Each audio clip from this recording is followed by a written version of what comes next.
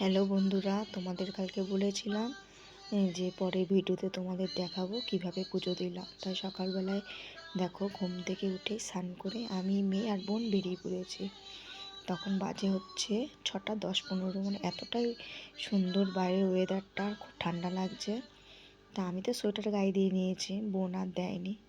তারপরে রাস্তায় বেরিয়ে দেখি এক ভাই এরকম মানে মানে টিকা দেওয়াচ্ছে কপালে। তা বোনও একটু দিয়ে দিল কপালে, আর আমিও দিয়ে নিলাম। তা আমি আর বোন দিয়ে এবার মেয়েও একটু দিয়ে নিল কপালে। তারপরে বলছি চলো তাড়াতাড়ি যাই, মন্দিরে ভিড় হয়ে যাবে। এই দেখো এইদিকে যেতে না যেতে দেখি যে আমার কপালের টিপটা ঠিক হয়নি। তাই ওই ভাইয়াকে বললাম, ভাইয়া আমার কপালে এটা ঠিক করে একটু দাও, টিপটা লাগিয়ে। তা ভাই আবার ঠিক করে দিচ্ছিল। মানে আমি হাফ হিন্দি বলি, হাফ বাংলা, অতটা হিন্দি ভালো বলতে পারি না। তা যাই হোক, তা ভাই আমাকে আবার ঠিক করে এই তিলকটা, চন্দনের ফোঁটাটা লাগিয়ে দিল সুন্দর করে।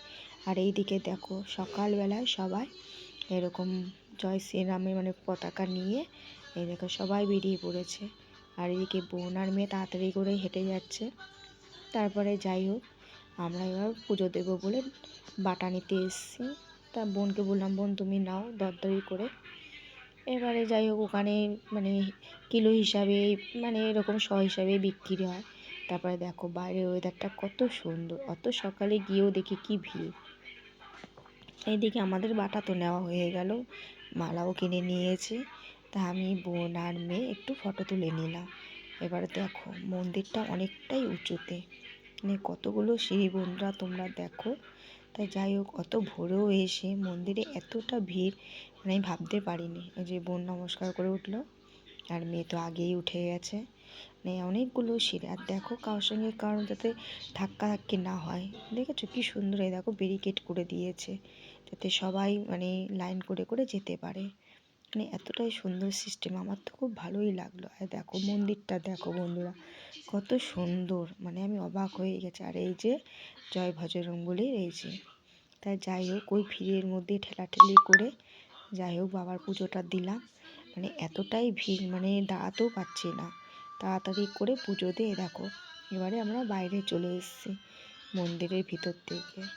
আর এই দিকে আমি বাড়ির থেকে যে প্রদীপ, তেল, সলতে সব নিয়ে গেছিলাম, যেহেতু আমি ওখানে প্রদীপ ধরাবো বলে। তাই বোনকে বললাম, বোন তুমি আর মেয়ে আগে আরতি করে আসো, তারপরে আমি যাব। এই দেখো বোন আর মেয়ে আরতি করে আসতে না আসতে দেখেছো কত ভিড় বন্ধুরা। দেখো মন্দিরটা কত সুন্দর লাগছে, তাই না? তারপরে বোনকে বললাম, বোন তুমি বসো, আমি গিয়ে এবার আরতিটা করে আসি।